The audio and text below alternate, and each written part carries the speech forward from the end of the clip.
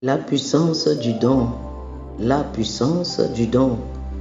Chers frères et sœurs, amis auditeurs, voici le thème de la rhapsodie des réalités de ce samedi 7 juin 2025.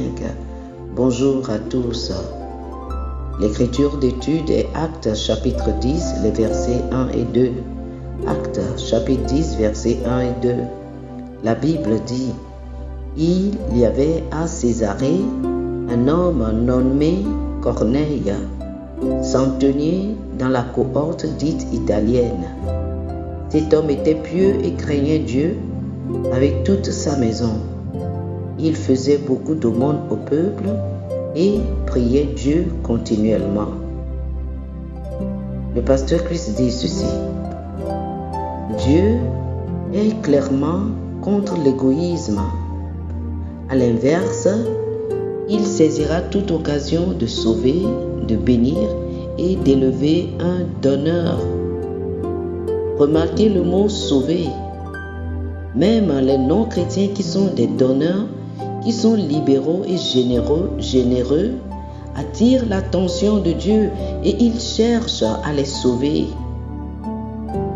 Il peut trouver quelqu'un pour prier pour eux, il exercera son droit légal d'agir et de les guider vers le salut. Oh, alléluia! L'histoire de Corneille dans Actes chapitre 10 illustre magnifiquement cette vérité. Corneille était un centurion romain, un païen, et ne faisait pas partie de la communauté juive. Pourtant, c'était un homme pieux qui craignait Dieu et qui était connu pour sa générosité. Il faisait des aumônes au peuple et priait continuellement. Ses dons et ses prières ne passaient pas inaperçus. Il s'élevait comme un mémorial devant Dieu.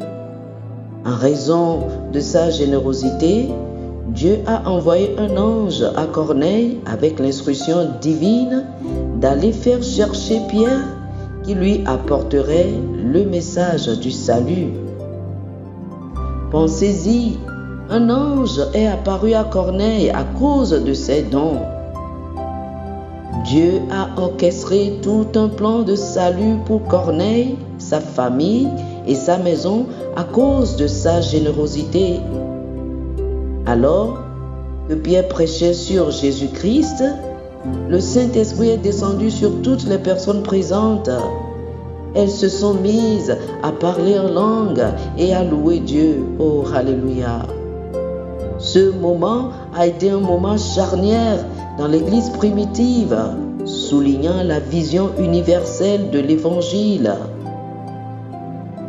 Dieu méprise l'avarice. Elle est contraire à sa nature et reflète la nature du diable. Ainsi, chaque fois que Dieu regarde une personne avare, il voit l'ennemi. Mais lorsqu'il voit une personne qui donne, il voit quelque chose de lui-même dans cette personne et il est attiré par elle dans l'amour. 2 Corinthiens chapitre 9, le verset 7 dit, dans la version amplifiée classique: Dieu aime, il prend plaisir, il attache de l'importance avant toute autre chose et n'est pas disposé à l'abandonner ou à s'en passer. Un donneur dont le cœur est dans le don, enthousiaste, joyeux, prompt à le faire. Alléluia. Que cette description soit la vôtre et votre expérience de l'amour de Dieu sera bouleversante. Oh, gloire à Dieu. Alléluia. Alléluia.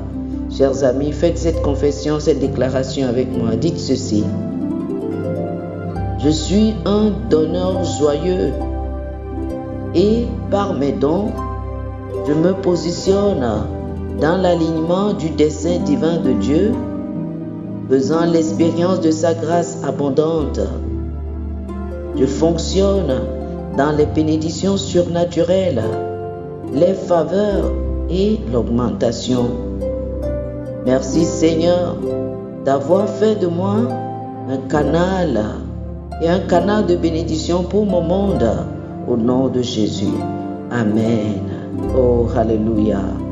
Pour une étude approfondie, je vous invite à lire 2 Corinthiens chapitre 9, versets 6 et 7, Proverbes chapitre 11, versets 24 et 25, Actes chapitre 10, versets 3 et 4, et Hébreux chapitre 13, le verset 16. 2 Corinthiens chapitre 9, versets 6 et 7, Proverbes chapitre 11, versets 24 et 25, Actes chapitre 10, versets 3 et 4, et Hébreux chapitre 13, le verset 16. Que le Seigneur vous bénisse. Amen. Amen.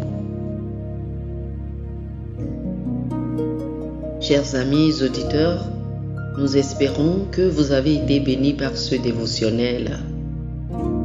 Nous vous invitons à faire de Jésus-Christ le Seigneur de votre vie. Si vous voulez recevoir le Seigneur Jésus comme le Seigneur et le Maître de votre vie, faites cette prière avec moi. Dites ceci après moi, s'il vous plaît. Ô Seigneur Dieu, je crois de tout mon cœur en Jésus-Christ, Fils du Dieu vivant. Je crois qu'il est mort pour moi et Dieu l'a ressuscité des morts. Je crois qu'il est vivant aujourd'hui. Je confesse de ma bouche que Jésus-Christ est le Seigneur de ma vie à partir d'aujourd'hui. Par lui et en son nom, j'ai la vie éternelle. Je suis né de nouveau. Merci Seigneur d'avoir sauvé mon âme. Je suis désormais un enfant de Dieu. Alléluia. Félicitations, vous êtes désormais un enfant de Dieu. Pour recevoir plus d'informations sur comment vous pouvez grandir en tant que chrétien et pour avoir une copie physique et une copie électronique de la Rhapsodie des réalités, appelez-nous sur le plus 228 91 74 69 79 plus 228 91 74 69 79. Que le Seigneur vous bénisse abondamment. Amen.